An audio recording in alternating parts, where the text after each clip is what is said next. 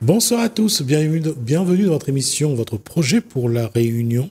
On va parler d'écologie, sans parler politique, mais d'écologie. Alors, bonsoir à Coralie Waro et bonsoir à Denise Delavanne. Vous êtes PTCE, ça veut dire coprésidente PTCE, ça veut dire Pôle territorial de coopération économique.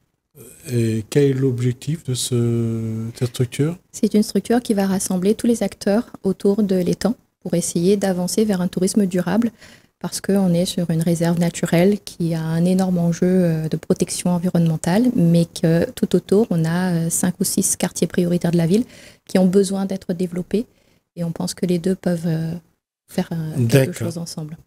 Et comment est né ce projet? Ce projet est né du constat que la réserve de l'étang Saint-Paul, avant, les habitants qui étaient autour de l'étang en profitaient de l'étang, puisaient des ressources dans cet étang, et avec la nouvelle réglementation, ils ne peuvent plus. Et en fait, ils pourraient vivre autrement de cet étang, justement par une économie et un tourisme durable.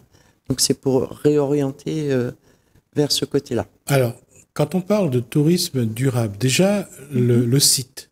Le site en lui-même, c'est un beau site. Est-ce qu'il y a l'objectif de valoriser le site a été décidé ou est en train d'être mis en place? C'est un cheminement qu'on fait avec la population. Il y a eu des réunions de concertation où on a fait émerger une feuille de route.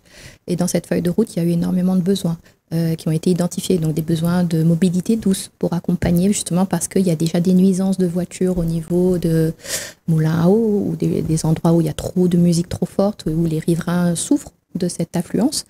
Il y a eu des besoins de logement, pas de logement, mais d'hébergement.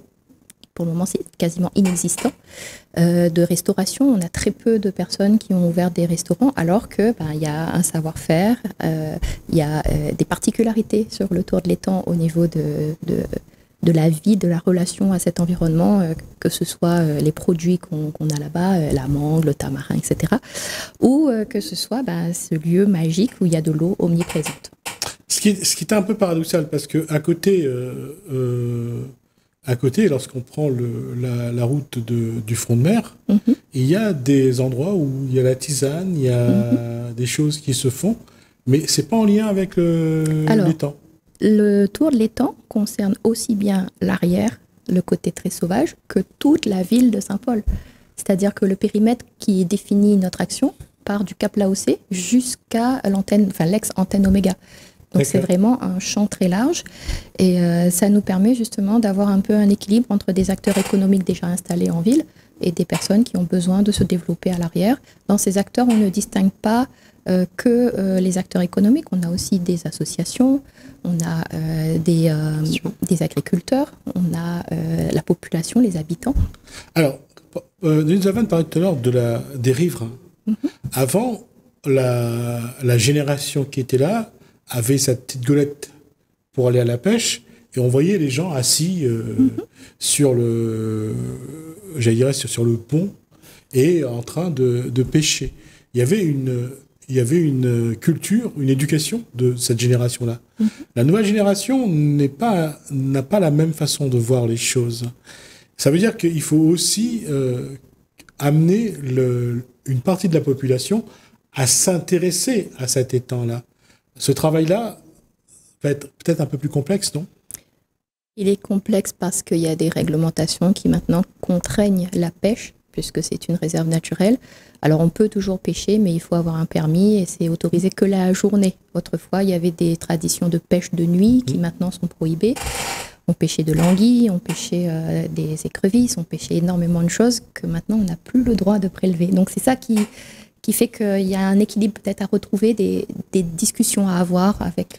Alors, tout à l'heure, je parlais de valorisation du site, créer des sentiers, créer des espaces, c'est quelque chose que vous pensez possible ou pas? Oui, ben on a des ambitions. Hein. Alors bien sûr, ce sera à plus ou moins long terme. Mais par exemple, une base nautique éco-responsable avec des activités nautiques douces et permettre aux gens d'aller sur l'eau, de visiter l'étang. Et... Alors, avant la petite qui s'entraînait sur la partie qui arrivait d'ailleurs jusque dans l'angle, le plan d'eau était vraiment entretenu. Ils avaient même fait une retenue pour monter un petit peu le niveau d'eau. Ça aussi, c'est quelque chose. Relancer le ski nautique, c'est ça? Ou je dis de bêtises? Le ski nautique, les avirons, le canoë-kayak, les you-yoots. Les activités nautiques, alors? Oui, toutes les activités nautiques, pas seulement une seule, et surtout faire attention à ce qu'une activité n'ait pas un impact écologique trop dégradant. Parce que si demain, vous ouvrez aux écoles, et que les écoles viennent vraiment... peut-être qu'à la longue, ça va être aussi... poser un problème. Oui, les écoles viennent déjà faire du canoë et du kayak sur l'étang. Oui. Et c'est justement le but du jeu, c'est vraiment de faire profiter la population, pas seulement des touristes extérieurs ou d'autres côtés de l'île. Il en faudra aussi, bien sûr, mais il faut que la population ait aussi accès à ces activités. Parce que votre projet, je trouve qu'il est très ambitieux. C'est vrai que ce site est magnifique. Et ça veut dire qu'avec une législation de plus en plus restrictive... Comment y arriver? Pardon? Comment y arriver? Non, pour y arriver, je pense que vous arriverez, mais ça va demander une gymnastique particulière. Oui, on est conscient de ça. Et en fait, on a une ouverture avec la biodiversité qui est un peu... un cheval de bataille commun à toutes les politiques en ce moment, et l'État en a fait aussi son cheval de bataille en imposant le RSE, la responsabilité sociétale et environnementale, aux entreprises. Donc on peut aller capter ces fonds-là et on peut profiter de cet effet de mode pour aller dans ce sens-là et arriver à trouver des fonds. Maintenant, il faut qu'on ait des personnes formées, sensibilisées à la protection de la nature, et ça c'est un gros enjeu derrière le génie écologique. Ça me fait penser, ma question que j'ai posée, ça fait penser un petit peu au moment où il y a eu le Covid et tout le monde a été confiné. Les bassins ont retrouvé un peu plus de clarté, il y a eu un peu plus de poissons. Je reviens au site de l'étang. Le fait qu'il y ait moins de pêche, moins de... La faune se régénère. Et malheureusement, il y a plus, les gens ne peuvent plus aller pêcher comme avant. C'est un petit peu le paradoxe. Oui, mais si on prend des précautions pour mettre en place ces activités, je pense qu'on peut réduire les nuisances. Alors, puisque vous parlez de ça, réduire, est-ce que quelque part, entre les différents points touristiques, les points d'eau, entre l'étang, les trois bassins, est-ce que vous avez déjà, et je pense que oui, commencé à vous dire, finalement, il y a là une possibilité vraiment de travailler sur un ensemble, parce que ça permettrait à ce moment-là de donner plus de possibilités à l'un, de pouvoir protéger l'autre, d'être moins sur un. C'est quelque chose que je pense que vous avez déjà regardé. C'est-à-dire retravailler les polarités pour qu'elles ne soient pas toutes centrées sur un endroit. Bon, déjà, le département a mené une action en faveur du tourisme. Ils sont en train de faire un schéma directeur d'aménagement pour le tourisme. Ils ont identifié le moulin à eau comme le pôle de l'étang. Et nous, notre rôle, ça a été de dire, attendez, il y a déjà trop de monde, il y a déjà trop de nuisances. Donc, il vaut mieux que vous fassiez des petites entités le long du chemin du Tour des Roches, qui est long, qui fait 7 km et qui, à l'époque, comportait 24 sources. Donc, c'est pas le seul endroit où il y a du potentiel en termes d'histoire, en termes de... Faut se dire que c'est la route historique, c'est la première route par laquelle les hommes sont arrivés et qui se sont installés en premier du côté de la ravine Bassin, le vieux Saint-Paul, c'est là-bas, c'est pas forcément la grotte des premiers Français. Donc, il y a tout un patrimoine derrière à faire. Et justement, rien que sur ce lieu dont on parle, les 7 kilomètres, là, il y a là toute une histoire à remettre, à reconstruire, à transmettre. Et les points d'eau autour du moulin à eau sont multiples. C'est peut-être l'occasion aussi de les mettre en avant pour que tout le monde n'aille pas dans le moulin à eau. Complètement. Il y a aussi, vous l'évoquez, le patrimoine historique et culturel à mettre en valeur aussi. On va souvent à l'endroit où on est habitué, on connaît l'endroit, mais on n'ose pas aller aux endroits parfois parce qu'on n'a jamais été, et puis parfois c'est un peu loin, ça demande de marcher, ça demande et pourtant les endroits sont magnifiques. Alors l'OTI a mis en place les Arlors avec des balades, avec des guides et qui vont justement découvrir d'autres lieux moins connus. Et c'est une activité que nous, il faut qu'on arrive à mettre dans les mains de la population, puisque eux, ils ont une histoire à raconter qui est peuplée de noms, de lieux-dits, d'images, qui sont les seuls à savoir transmettre. Et là, c'est ce petit côté faire parler la population qui n'est pas évident. Donc, on a envoyé dernièrement une doctorante qui est en train de préparer une thèse pour interroger plusieurs habitants et faire remonter tout ce patrimoine immatériel et aussi répertorier quels sont les bâtiments qui mériteraient d'être classés, quels sont les arbres qui peut-être pourraient être traités différemment. Donc on est encore dans cette phase d'enquête. Donc il y a eu une première enquête dont on va avoir les résultats, je crois, la semaine prochaine. Oui. Et à partir de là, on pourra avancer. Mais ce qu'il faudrait, c'est que les habitants eux-mêmes, qui sont conscients de la valeur de leur patrimoine, viennent nous raconter ça et n'aient pas peur de franchir le pas, de venir vers nous et de nous dire « Ah, là, petit monsieur, là, t'es sale, il a fait ça fait pour moi, ça, il faut vraiment m'y raconter. » Et ça, on attend encore et on suscite l'intérêt. Mais si on se confère à l'histoire de la Réunion, Saint-Paul reste la première commune de Berceau. La première commune de la Réunion. Même si Sainte-Suzanne essaye de montrer que c'est elle, parce que la grotte des premiers Français n'a pas reçu les 12 mutins en question, mais c'est Quartier Français qui les a reçus, Sainte-Suzanne. Donc il y a toujours, et ça c'est le maire de la ville qui m'en a parlé, et les trois premières communes de la Réunion, c'est Saint-Paul, Saint-Denis et Sainte-Suzanne. Ça au moins, on en est sûr. Reste que Saint-Paul reste un trésor et à double titre pour la Réunion parce que elle est remplie d'histoire. Saint-Paul, c'était le poumon parce qu'il y avait les bateaux qui arrivaient là. Il y avait une rade naturelle, la baie du meilleur ancrage, qui permettait à tout cet échange économique de se développer avec la Compagnie des Indes. Et c'est vrai que ça se voit aussi dans l'histoire de la déforestation. Saint-Paul a été la ville la plus déforestée le plus tôt parce qu'on est tout de suite monté à l'assaut des versants pour aller planter le café qui avait besoin de fraîcheur, pour aller explorer plus tard le géranium qui ne vient pas en dessous de 600 mètres d'altitude. Et c'est vrai que toute cette histoire-là, on le retrouve beaucoup dans le découpage parcellaire, puisque maintenant les parcelles sont très petites à force d'avoir été divisées. Et c'est vrai que ça complique un peu maintenant le développement de Saint-Paul pour tout ce qui est du domaine agricole, tout ce qui est du domaine de replanter ces espaces. Mais quelque part aussi, j'allais dire, les habitants sont quand même jaloux de leur espace. Parce qu'on sait ce que vaut chaque endroit.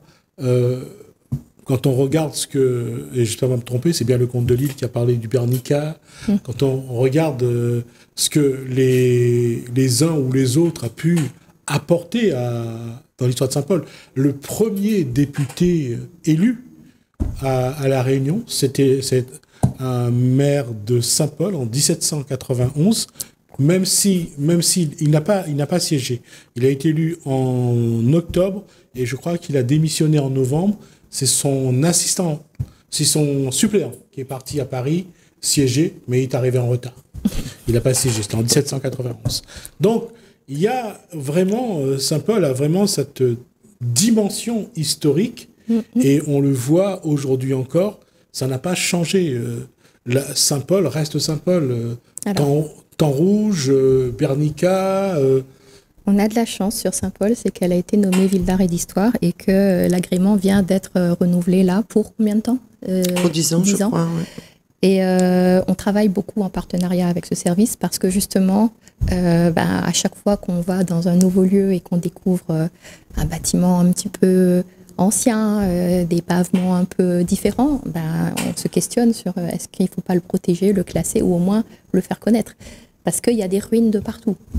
Comment vous allez intéresser les enfants, parce que je pense que ça aussi, ça reste un de vos objectifs, faire en sorte que les enfants s'intéressent à l'histoire de leur ville, à comment, peu à peu, Saint-Paul est devenu une commune, est devenue la capitale de la Réunion d'abord, parce que c'était la première capitale de la Réunion, avant que ça soit transféré à Saint-Denis. Comment vous allez travailler avec les écoles? Comment vous allez travailler avec l'éducation nationale?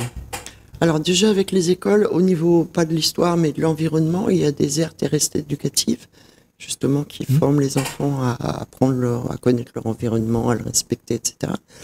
Et donc on a déjà une relation avec les écoles et je pense que le côté historique pourra être introduit aussi avec les écoles, avec les accords des directeurs, des dirigeants des écoles, bien sûr. Et ça peut rentrer dans les projets éducatifs. D'accord, Coralie, tu vas dire? Non, c'est juste qu'on parle d'enfants et là on est en train de préparer un événement pour le 24 mai qui s'appelle les Jours de la Nuit. C'est les Jours de la Nuit. C'est le parc national qui chapeaute un peu tout ça et c'est un événement qui va passer dans plusieurs villes, mais on commence par Saint-Paul. Donc encore, c'est pas par hasard qu'on commence par Saint-Paul. Et ils ont fait tout un travail sur la représentation de la nuit pour les enfants. Et du coup, il y a eu des ateliers pour créer des contes dans certaines écoles et dans d'autres écoles, il y a eu représentez-moi ce que c'est la nuit pour vous sous forme de dessin. Et il y aura des expositions qui vont être faites à la Maison Cerveau du 15 mai au 30 mai pour montrer ce travail-là et cette représentation de la nuit. Et bien sûr, dans tout ça, il y a un peu d'histoire, il y a un peu d'environnement, il y a un peu tout ça. Donc, c'est petit à petit, par des petites actions comme ça, qu'on amène les enfants et qu'on valorise leur travail par des expositions, voilà. Et on a aussi répondu à l'appel à projet C'est mon patrimoine, donc on ne sait pas encore si on va être sélectionné. Mais dans cet appel à projet, justement, ce sera de travailler avec les enfants des écoles pour créer des supports, des panneaux qui rentraient à l'environnement, à l'histoire, à des sites particuliers de cet espace. On revient à l'étang, à Saint-Paul. Tout le monde a une image, une carte postale dans la tête, mais faire connaître vraiment, la faune, que ce soit aquatique, que ce soit les oiseaux, les gens ne se rendent pas compte à quel point parfois cet endroit est riche. Et j'allais dire, c'est peut-être le moment de faire redécouvrir aux Réunionnais cet endroit, parce que c'est vraiment quelque chose de... Alors, il y a eu tout un travail qui a été mené par la réserve de l'étang et on a une classification internationale, on est périmètre Ramsar, ce qui est quand même exceptionnel. Pas plus tard qu'hier, j'ai publié sur notre page Facebook, Tour l'étang Saint-Paul, ce que c'est Ramsar, ce que ça veut dire. Et il parle justement de ces espèces spécifiques à l'étang, le héron gris, plein de choses comme ça. Et tout ce travail-là, en fait, il est disponible, il est déjà cartographié, il y a un plan de gestion de la réserve.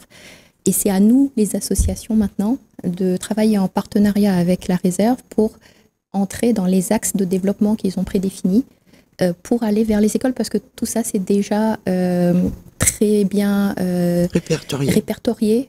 Et il y a déjà des lignes directrices fortes. Alors, la réserve a fait un gros travail de concertation publique l'an dernier pour pouvoir modifier ce plan de gestion et prendre en compte le retour de la population. Et la plus grande idée qui est sortie de là, c'est qu'il manquait cette concertation et que la population n'était pas assez au courant de ce que la réserve est en train de faire. Donc, c'est un peu à nous maintenant de prendre le relais et de faire le lien entre la population, la réserve, entre la population et Ville d'Art et d'Histoire, entre les associations qui travaillent déjà pour la protection de ce patrimoine et les écoles, je reviens à ça, le travail envers les écoles, ça va être, j'allais dire, vous allez avoir un chantier. Oui, mais c'est tellement important de passer par les enfants aussi. Ouais. C'est des vecteurs d'information, hein, parce qu'après ça se répercute dans les familles, on en parle. Et ça, c'est quelque chose que je n'ai pas encore dit aussi ouvertement, Genre, aujourd'hui, il faut éduquer les enfants pour que les enfants éduquent les parents. C'était déjà comme ça à mon époque. Je te raconte une histoire. Moi, mon père, il brûlait les ordures derrière la maison. Et c'était notre terrain, mais c'était derrière la clôture. Et il a fallu que ce soit moi à l'école qui apprenne qu'il ne fallait pas brûler pour que je revienne à la maison et dise « Papa, ça c'est pas bon, on pollue, et regarde, il y a des pneus, voilà ». Ça a toujours été comme ça. Et l'école, elle a ce rôle merveilleux-là d'arriver à sensibiliser les parents à ça. Donc là, pareil pour la réserve, pour la biodiversité, il y a énormément de gestes simples, comme par exemple, papa, le tulipier du Gabon, faut pas planter. Ça peut envahir nos forêts. Papa, le duranta, faut pas planter. Même si c'est joli, ça fait des petites boules jaunes et tout, mais ça, les oiseaux mangent. Et c'est par des actions comme ça qu'on va réussir à protéger notre patrimoine. Faut pas planter le goyavier. Ah, ça, oui, c'est difficile à dire. En tout cas, merci à vous deux, donc Coralie Waro et Denise de la Vanne. J'allais dire de la Verne. Je suis vraiment fatigué. Donc, vous êtes donc coprésidente PTCE, ça veut dire... Pôle territorial de coopération économique. Alors, quand vous avez d'autres informations et vous voulez venir, vous êtes les bienvenus. Merci. Et j'espère que j'aurai l'occasion d'avoir des images sur la réserve. Montrer que l'étang Saint-Paul, c'est pas ce qu'on voit quand on passe en voiture sur le pont, et ça n'a rien à voir avec. J'espère pouvoir le faire. Merci à vous deux. Merci à vous. Merci à vous de nous avoir suivis. Merci Hélène. Merci François. Je vous dis à bientôt.